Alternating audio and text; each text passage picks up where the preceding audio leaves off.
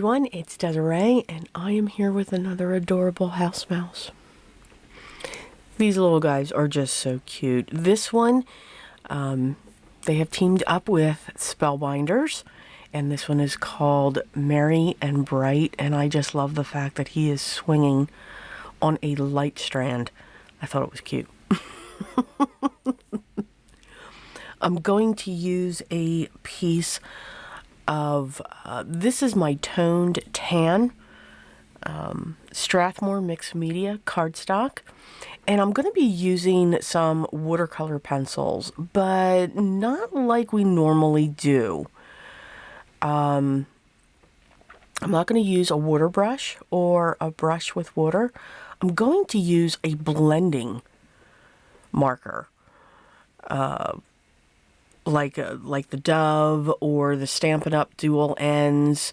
In my case, I'm going to use one of the Tombos. It's a colorless blender. It's not an alcohol blender. This is for markers that are water-based. So that type of blender. It's like a glycerin within the marker. So I stamped the image and I used... I forget what I used. I used my VersaFine Black. And now I'm just going to come in. These watercolor pencils are by Lyra, but you can use any. Absolutely any. And I'm just putting down a little bit of color.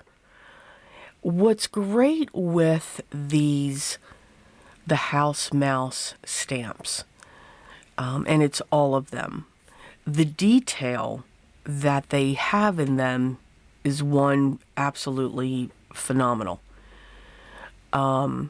because they provide the shading, and that is where I'm putting the color, is along those shaded areas, and then I'm using this blending marker to pull that color out into the open space. So I'm just putting a tint.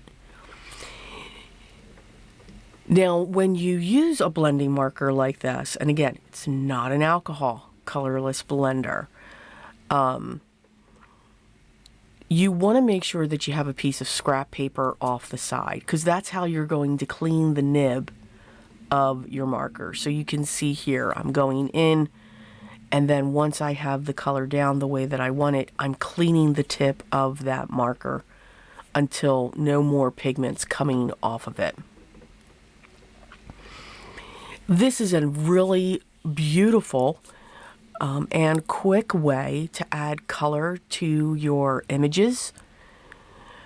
If you're not comfortable holding a brush and having water on it, sometimes it is difficult to control that. Now it's easier, I find, when we have a brush and a jar of water, because we can dab it onto a piece of paper towel. When it comes to a watercolor brush pen, I think they're wonderful too. It's convenient.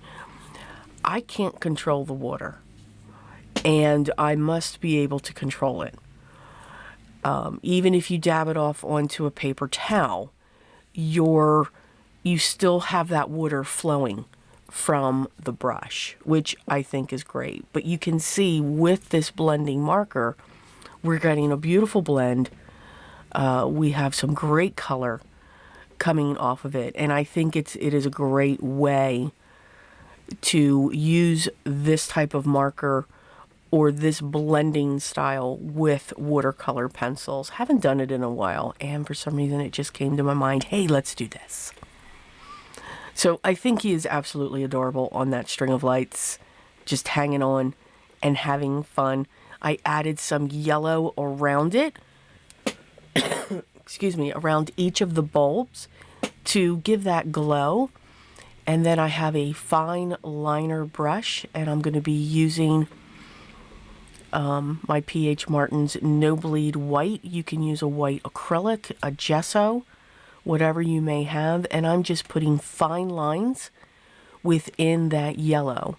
Now, it is a watercolor pencil. You're adding a wet medium to the top, so it will take on that shade of yellow which is perfect and what I was looking for. Now, of course, it's Christmas. You know, have a merry and bright Christmas. So we must splatter our piece. And we're just doing a little bit. So a snowstorm is not coming in. It's just a light, you know, flurry going on the piece. But I thought it was just really cute to have that going on. Now, what's great with this stamp set too, you could add elements. You could add some ornaments in the background. You could add some tree branches coming down, and just have a lot of fun with this. I'm going to pull in my black glaze jelly roll just for the eye, to make the eye stand out just a little bit more. And of course, you know, I didn't put the panel on before I did all that. So waited until that panel was dry, almost. And I'm going to put this on a dark green mat. This mat was cut to 4 1/4 by 5 1/2 so that it will cover the entire front of my standard A2 size card base. And the piece that I am coloring was cut to 4 by 5 1/4. And I'm just very carefully putting that down onto the mat. I grabbed my clear gems, iridescent gems, and I'm going to use the smallest sizes around each of the light bulbs. Again, just to add a little bit of shimmer around them and to give them that glow around the bulbs. I just think these house mouses, they're just so cute. I hope you enjoyed today's project. I hope I gave you some tips and tricks when blending out some watercolors, maybe another way that you could do that. The products that I used will be listed down below in the video description. If you have any questions, make sure you leave those down below and I'll get back to you as soon as I can. If you haven't yet, I'd love for you to subscribe, hit that thumbs up. Make sure you hit the bell too. Hopefully you'll be notified when the next video or series that's created is ready for you to watch. Thank you so much for stopping by and spending this time with me. And remember, enjoy the art you are creating and especially enjoy the process. Don't get frustrated and create your art. But remember what is most important. Always be creative, guys. And I will talk to you in the next one. Till then.